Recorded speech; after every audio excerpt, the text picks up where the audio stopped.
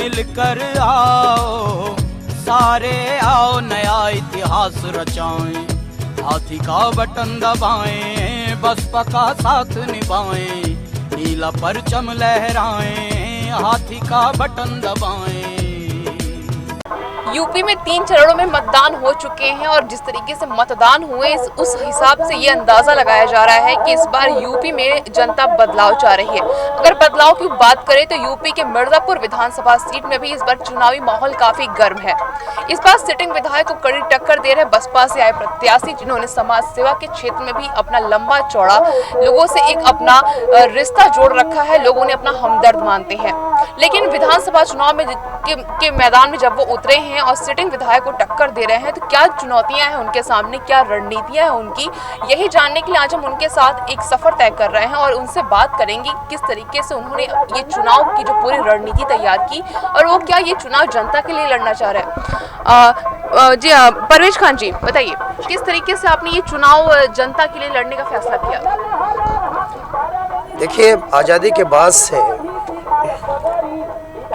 मिर्ज़ापुर की हालत बस से बदतर होती जा रही है, जबकि देश आगे बढ़ रहा है। और मैं आपको बता दूं कि आज गवर्नमेंट के पास पैसे की कमी नहीं है, उसके बावजूद भी मिर्ज़ापुर पीछे जा रहा है।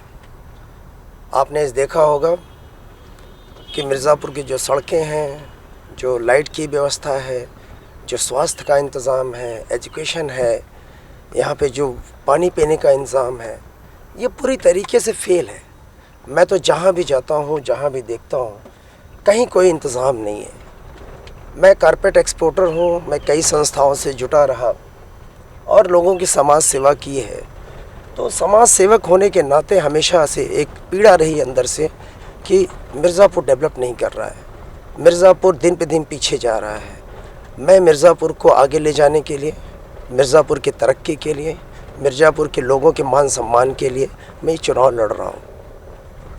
15 साल पहले अगर मिर्ज़ापुर की कोई तस्वीर देखी जाए और आज 15 साल बाद उसी तस्वीर को फिर से देखा जाए तो वही तस्वीर दिखती है जो 15 साल पहले है। 15 साल और आज की तस्वीर में कोई फ़र्क नहीं आया। मिर्ज़ापुर में उतना ही विकास तब भी हुआ था और उतना ही विकास आज भी है। तो ये 15 साल का जो सपा विधायक का जो कार्यकाल रहा वो जनता के लिए कितना सफल रहा? नहीं, अगर आप ये कहती हैं कि जो 15 साल पहले था आज वो है, तो मुझे जो लगता है कि वो ठीक नहीं है। आज और भी हालत ख़राब है। आप यहाँ मिर्ज़ापुर के रोड देख लीजिए कैसे हालत में है।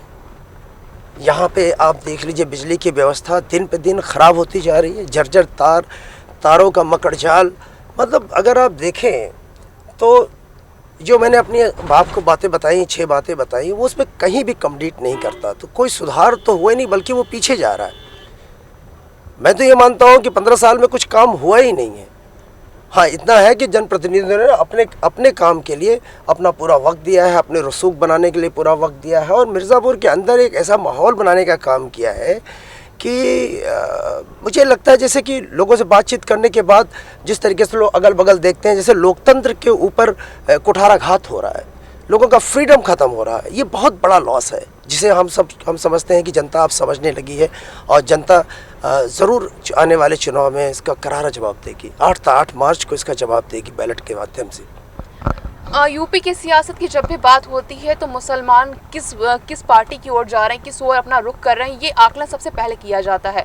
तो नगर विधानसभा सीट पर आप इस बार आए हैं, एक अल्पसंख्यक समुदाय का आप यहाँ पे प्रतिनिधित्व कर रहे हैं और दूसरी सबसे बड़ी बात है कि इस बार बहन कुमारी मायावती जी ने सबसे ज़्यादा जो टिकट दिया है वो मुसलमानों को दिया है। उन्होंने 97 टिकट दिया, जबकि किसी पार्टी ने इतना नहीं दिया। तो आपको लगता है कि अगर बीएसपी के साथ मुसलमान आते हैं तो उनका बेहतर विकास हो सकता है? देखिए, जो सबसे बड़ी बात है 97 नहीं 100 कर दिया उन्होंने। और जहाँ तक मुसलमानों का सवाल है, अल्पसंख्यक का सवाल है, आज तक लोगों ने उनको हमेशा राजनीतिक मोहरा बना के रखा हुआ है। उनको गुमराह करके उनका वोट लेते हैं। उनका वोट लेने के बाद उनकी स्थिति जो कि जैसे होती है वैसे के वैसी बनी रह जाती है। ये बात जो आज मुसलमानों को समझ में आने लगा है और मैं समझता हूँ कि बहन कुमारी मायावती जी ने इसको बहुत ही कायदे से समझा है कि आज जिस हालत में दलित है, जैसा कि आपको पता है कि जो भी सच्चर कमेटी और रंगना मिश्र कमेटी का रिपोर्ट आई है, उससे ये एहसास हो रहा है और ये हकीकत है कि जो आज दलितों की पोजीशन है वो मुसलमान उस पोजीशन में जा चुका है। आज सपा के साथ इतना दिन मुसलमान रहा लेकिन आगे नहीं बढ़ा। हमेशा कांग्रेस को जिताने का काम किया, आगे नहीं बढ़ा बल्कि पीछे चला गया। आज़ादी के वक्त जो है जहां मुसलमान गवर्नमेंट जॉब में तकरीबन 28 से 28.5% था, आज शायद 1-1.5 से 2% रह गया। तो ये जो राजनीतिक दलें हैं उन्होंने कभी मुसलमानों का भला नहीं किया और बसपा इसलिए जो है मुसलमानों के बीच में अपना पैठ बनाना चाहती है क्योंकि वो ये महसूस कर रही है कि दलित और मुसलमान की हालत तकरीबन एक जैसी हो गई है और इनको साथ ले आना, इनको मजबूत बनाना हमारी प्राथमिकता है। उसकी वजह सिर्फ़ और सिर्फ ये है कि बसपा एक ऐसी पार्टी है जो देश के हित में, देश की तरक्की के बारे में सोचती है, जो असमानता है उसे ख़त्म करना चाहती है, जो एक भेदभाव है उसे ख़त्म करना चाहती है। इसको ले करके बहन कुमारी मायावती जी ने मुसलमानों पे यकीन किया है और उन्हें 100 टिकट दिया है और उन्होंने कभी गुमराहियत की बात नहीं की। उन्होंने कभी ये नहीं कहा कि मैं इतना % आपको, ये जो मुलायम सिंह जी ने पिछली मरतबा इलेक्शन में वादा किया कि हम 18% जो है आपको आरक्षण देंगे, कुछ पता नहीं। उन्होंने हमेशा मुसलमानों के हित की बात, मतलब जब इलेक्शन आता है तो कहते हैं कि हम ये कर देंगे वो कर देंगे, उसके बाद वो भूल जाते हैं, दिखता नहीं। आज मैं ये मानता हूँ कि बहन जी ने जो अपनी, उनकी जो क्रेडिबिलिटी है समाज के अंदर, राजनीति के अंदर, कि वो जितना कहती हैं वो उतना करती हैं। उन्होंने एक बात कही है कि जितना जिसकी जितनी हिस्सेदारी उसकी उतनी भागीदारी, जिसकी जितनी भागीदारी उतनी उसकी हिस्सेदारी। तो उस पर आज मुसलमान यकीन कर रहा है और उनके तरफ देख रहा है और मुझे पूरी उम्मीद है कि इस इलेक्शन में मुसलमान जो है वो पूरी तरीके से बसपा के साथ रहेगा। 2012 में जैसे मुलायम सिंह को मुल्ला मुलायम भी कहा जाता है क्योंकि मुसलमान जो हैं वो अक्सर उनके साथ जाते हैं, लेकिन उनका हित शायद अब तक सपा सरकार नहीं कर पाई है। तो क्या 2012 में मुसलमानों से जो वादे किए थे सपा सरकार ने, क्या वो वादों को सरकार ने पूरा किया है? क्या मुसलमान इस बार संतुष्ट हैं कि वो सपा सरकार के साथ जाएंगे? नहीं, बिल्कुल संतुष्ट नहीं है। देखिए, मुल्ला मुलायम सिंह ने सिर्फ टोपी पहन के मुसलमानों को टोपी पहनाने का काम किया, गुमराह किया है। आज आप बताइए, जो मस्जिद के गुनाहगार हैं उनको उन्होंने लिया, जो आज मुसलमानों के ख़िलाफ़ हमेशा आग उगलते हैं उनको उन्होंने लिया। उन्होंने ये तक कहा कि कार सेवा रोकना, वो मेरी सबसे बड़ी भूल थी। तो हमारा कहने का मतलब ये है कि अगर आप साफ़ सुथरी बात करें तो मुझे लगता है कि अच्छी बात है, लेकिन आप गुमराह करें ये अच्छी बात नहीं। हम तो ये चाहते हैं कि हिंदुस्तान के अंदर गंगा जमुनी जो तहजीब है वो कायम रखनी चाहिए और नेताओं की जिम्मेवारी है कि उसको ये समझे कि सही क्या है और गलत क्या है। सही के साथ उनको रहना चाहिए, गलत का विरोध करना चाहिए, लेकिन गुमराह करके जो राजनीति लोग कर रहे हैं, लोगों का वोट ले रहे हैं, ये बहुत गलत बात है। और समाज के अंदर जो बिखराव करके लोग वोट लेना चाहते हैं, मैं समझता हूँ ये हिंदुस्तान के लिए, हमारे देश के लिए बहुत ही बुरी बात है।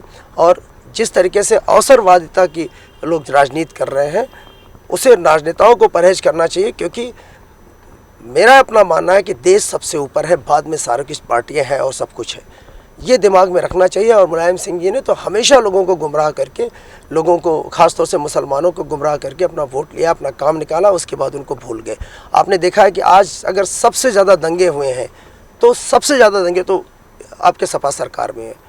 अभी मुजफ्फरनगर का दंगा इतना बड़ा दंगा था जहाँ लाखों लोग बेघर हो गए, इतने लोग मारे गए, लेकिन क्या किया मुलायम सिंह जी ने? वहाँ गए भी नहीं, सैफई में वो डांस देख रहे थे। तो ये सब चीज़ें ये बताती हैं, एक सेंटिमेंट उनके अंदर नहीं है मुसलमानों के लिए, और मैं समझता हूँ कि किसी के लिए नहीं है, खाली वोट के लिए है कि अगर वहाँ से वोट मिलना है तो मुझे जाना चाहिए और अभी इलेक्शन नहीं है तो नहीं जाना चाहिए। इस तरीके से उन्होंने जो काम किया है, इसको मुसलमान बखूबी समझता है और उसकी निगाहें हैं कि वक्त आने पे मैं इसका जवाब देंगे। तकरीबन 200 से ज़्यादा दंगे कराए उन्होंने, जितने वादा किए वो वादा पूरा नहीं किया। झुंझुनू हमेशा कुछ लोगों को कुछ बेरोजगारी भत्ता और क्या बोलते हैं उसको, वजीफ़ा दे करके, कुछ लोगों को ऐसे दे करके गुमराह करने का काम करते हैं।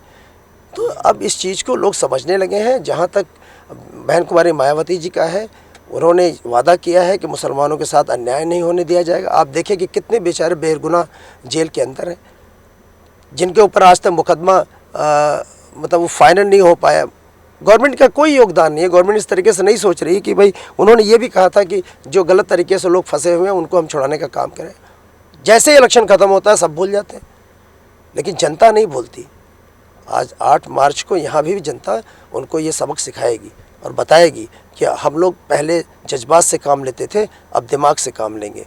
और मैं आपको मैं पूरी तरीके से आश्वस्त करता हूँ कि उत्तर प्रदेश में बीएसपी की सरकार बनने जा रही है और सर्व समाज के लोग जो है बीएसपी के साथ हैं, क्योंकि बीएसपी का नारा है सर्वजन सुखाय सर्वजन हिताय। वो सर्व समाज के बारे में सोचती है और ये सोचती है कि आज समाज के अंदर जो लोग नीचे हैं, जो दबे हुए हैं, कुछ नहीं, उनको कैसे ऊपर उठाया जाए। बीएसपी इसका विरोध नहीं करती कि जिनके पास पैसा है उनका पैसा कम कर दिया जाए, लेकिन उनके बारे में ज़रूर सोचती हैं जो आज ज़मीन पे, जिनके पास खाने का इंतज़ाम नहीं है, 2 वक्त की रोटी नहीं नसीब होती, उन सब के लिए कि उनको उनका सामाजिक स्तर, उनका राजनीतिक स्तर और उनका आर्थिक स्तर सुधारने के लिए बीएसपी काम कर रही है। और यही वजह है कि आज बीएसपी पूरे उत्तर प्रदेश के अंदर तेजी से ऊपर आ रही है और लोग उस पर विश्वास कर रहे हैं। बसपा बीएसपी प्रत्याशी मोहम्मद परवेज खान से कुछ और भी बात करेंगे। नगर विधानसभा सीट पर किस तरीके से चुनाव लड़ेंगे ये भी जानेंगे, लेकिन फिलहाल यहाँ पे ले रहे हैं छोटा सा ब्रेक के बाद फिर बात करेंगे मोहम्मद परवेज खान से। जिसका सभी को था इंतजार, बसपा की आएगी अब सरकार, सभी को दबाना है हाथी का बटन, सभी को दबाना है हाथी का बटन। मिर्जापुर नगर विधानसभा सीट पर विकास की बात हो रही थी और हम बात कर रहे थे बसपा प्रत्याशी मोहम्मद परवेज खान से। फिलहाल ब्रेक के बाद आपका एक बार फिर स्वागत है। तो आइए चलिए बात करते हैं मोहम्मद परवेज खान से कि किस तरीके से वो चुनाव में उतरे हैं। परवेज जी, हम आपसे बात कर रहे थे यूपी की और यहाँ की कानून व्यवस्था की। तो नगर विधानसभा सीट की बात करें तो ये सीट ऐसी है जहाँ पर ब्राह्मण और वैश्य सबसे ज़्यादा है, लेकिन यहाँ पे धर्म और जाति के नाम पर आज भी वोट मांगा जाता है और धर्म और जाति की राजनीति की जाती है। लेकिन हम अगर आपकी बात करें तो इस बार ये धर्म और राजनीति को आप पीछे छोड़ रहे हैं, ऐसा क्यों? देखिए, मेरा 2 मकसद है चुनाव लड़ने का। पहला मकसद है कि मिर्ज़ापुर को विकास के रास्ते पे आगे ले जाना, जो मूलभूत समस्याएं हैं उनको ख़त्म करना, आम आदमी की ज़िंदगी को बेहतर करना, ये मेरी पहली प्राथमिकता है। और दूसरी जो प्राथमिकता है वो मिर्ज़ापुर के अंदर जो गंगा जमनी तहजीब है, जो भाईचारे का रिश्ता है, उसको और ज़्यादा मजबूत करना, ये मेरी पहली प्राथमिकता है। दूसरी प्राथमिकता है क्योंकि जब तक सारे लोग एक साथ मिल करके समाज को आगे बढ़ाने में अपना योगदान नहीं देंगे, जब तक हर लोग खुशहाल नहीं होंगे, तब तक हमारा मिर्ज़ापुर या हमारा देश खुशहाल होने वाला नहीं है। हम चाहते हैं कि लोग तरक्की करें, जिसके पास पैसा है वो और पैसा कमाए, लेकिन जो ज़रूरतमंद है, जो गरीब है, जो परेशान है, जिन्हें आज 2 वक्त की रोटी नसीब नहीं हो रही है, उनको भी सामाजिक, आर्थिक और राजनीतिक हक मिलना चाहिए। उनके भी बच्चे अच्छे स्कूल में पढ़ें, वो भी खुशहाल रहें, ये मैं चाहता हूँ। आप कालीन व्यवसाय से जुड़े हुए हैं और कालीन व्यवसाय में सबसे ज़्यादा जो बुनकर वर्ग है उनका शोषण बहुत हुआ है, उनके लिए काम नहीं हुआ है। तो आप अगर आते हैं 2017 में जनता आपको चुनती है तो जो निचले स्तर के हैं और जो बुनकर हैं उनके लिए आप क्या काम करेंगे? देखिए, ये कारपेट बेल्ट को बदनाम करने की हमेशा साजिश की गई है। कभी किसी का शोषण नहीं हुआ, किसी लेबर का शोषण नहीं हुआ। मैं मानता हूँ कि कुछ जगह पे कुछ कमियाँ थीं कि बॉन्डेड लेबर और चाइल्ड लेबर के मामले उठाएंगे, लेकिन आज के डेट में वो चीज़ें नहीं हैं। और मैं आपको बता दूं कि पहले का जो हालत था और आज के हालत में बहुत फ़र्क है। जो भी कारपेट बेल्ट से जुटे हुए लोग हैं वो खुशहाल, उन्हें अच्छी मजदूरी मिल रही है। मैं ये चाहूँगा कि जहाँ अब बेहतर तरीके से जो कारपेट में लगे हुए लोग हैं, जो मज़दूर हैं, अच्छा बेहतर तरीके से अपनी ज़िंदगी बिता रहे हैं, तो कम से कम कारपेट बेल्ट को बढ़ावा मिले। मैं चाहूँगा कि मैं मिर्ज़ापुर और भदोही क्षेत्र जो कारपेट बेल्ट है उसका प्रतिनिधित्व जो है वो मैं विधानसभा के अंदर करूँ और कारपेट बेल्ट के लिए भी जितना हो सके वो करने का प्रयास करूँगा। मिर्ज़ापुर में जो उद्योग हैं वो है पत्थर का है, पीतल का है, कालीन का है, लेकिन ये तीनों ही उद्योग पिछले कई सालों से सरकारों की उपेक्षा के चलते बहुत ही खत्म होने के कगार पे हैं। तो अगर आप विधानसभा में जाते हैं, जनता आपको चुनती है, तो आप इन उद्योगों को बढ़ावा देने के लिए क्या काम करेंगे? क्या क्या योजनाएं हैं आपके पास? देखिए, स्टेट गवर्नमेंट जो भी कर सकती है मैं पूरा प्रयास करूँगा कि मैं कराऊँ, क्योंकि तभी मिर्ज़ापुर खुशहाल होगा। ज़रूरतमंद को तभी रोटी मिलेगी, रोजी मिलेगी, जब यहाँ का जो मेन उद्योग है वो बढ़ेगा, आगे बढ़ेगा। आप जानते हैं कि मेरी ये सोच है कि लोगों को आगे ले जाना, ऊपर बढ़ाना। तो ये उद्योगों को आगे बढ़ाना तो मेरी पहली प्राथमिकता होगी। दूसरा, एजुकेशन को आगे ले जाना। यहाँ पे कोई भी कायदे का एजुकेशन सेंटर नहीं है। आप देखें ना, मेडिकल कॉलेज है, ना इंजीनियरिंग कॉलेज है। आप मतलब एजुकेशन के मामले में मिर्ज़ापुर बहुत पीछे है। तो मुझे तो बहुत काम करना है, क्योंकि मैं आपको बताऊं कि मिर्ज़ापुर में तो काम हुआ ही नहीं है। जो प्रतिनिधि आए उन्होंने, एमएलए है तो सभासद का काम कर रहे हैं, एमपी है तो वो ज़्यादातर बाहर के आए, उन्होंने अपना वक्त बिताया, ऐश किया, एक लोगों के बीच में गए नहीं गए, उसके बाद से वापस चले गए। उनको कोई लगाव ही नहीं रहा, उनको चिंता ही नहीं रही कि मिर्ज़ापुर आगे बढ़े या ना बढ़े। तो मिर्ज़ापुर के लिए किसी ने ईमानदारी से सोचा नहीं है। और मैं जहाँ तक हो सकेगा, जितना हो सकेगा, एक विधायक जितना कुछ कर सकता है, मैं उतना पूरा मिर्ज़ापुर अपने विधानसभा के लिए और मिर्ज़ापुर जनपद के लिए करने का प्रयास करूँगा। और मुझे पूरी उम्मीद है कि मेरी गवर्नमेंट बनने जा रही है, बहन कुमारी मायावती जी 5वीं बार मुख्यमंत्री बनने जा रही हैं, और उनकी भी निगाह मिर्ज़ापुर के लिए है, क्योंकि मिर्ज़ापुर से आज तक बसपा का कोई विधायक नहीं जीता है। और मैं उम्मीद करता हूँ कि जब मैं यहाँ से जीत के जाऊँगा तो बहन जी का विशेष और हमारे सरकार का विशेष ध्यान मिर्ज़ापुर के लिए होगा। और अगर ध्यान नहीं होगा तो मैं ध्यान आकृष्ट कराने की पूरा कोशिश करूँगा, और मैं करा के रहूँगा।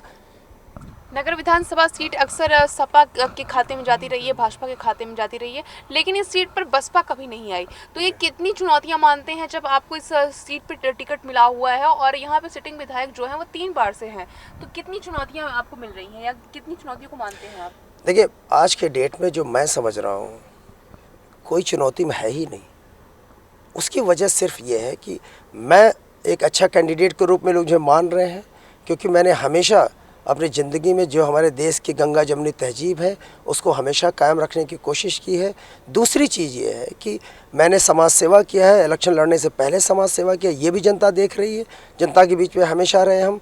और तीसरी चीज़ ये है कि जिन इन नेताओं ने कुछ नहीं किया है मिर्ज़ापुर के लिए, मौका कांग्रेस को भी यहाँ से मिला है, भाजपा को भी 14-14 साल रहने का मौका मिला है, 3-3 मरतबा मतलब यहाँ से मंत्री हुए, कैबिनेट मंत्री हुए, मुख्यमंत्री हुए, आज क्या नाम है, गृह मंत्री हैं। और यहाँ पे भी 15 साल से उस सपा को भी मौका मिला है, 2-2 मरतबा ये मंत्री रहे। 3 लोगों ने जो इनके जो फेल्योरनेस है, इन्होंने जो काम नहीं किया है, उसका भी भारी समर्थन मुझे मिल रहा है। और जनता मुझे देख रही है कि ये जब बनेंगे तो कुछ मिर्ज़ापुर के लिए होगा। इसलिए मुझे जो समझ में आ रहा है कि आज के डेट में जिस तरीके से लोगों का समर्थन मिल रहा है मुझे तो कोई लड़ाई में नहीं दिख रहा है।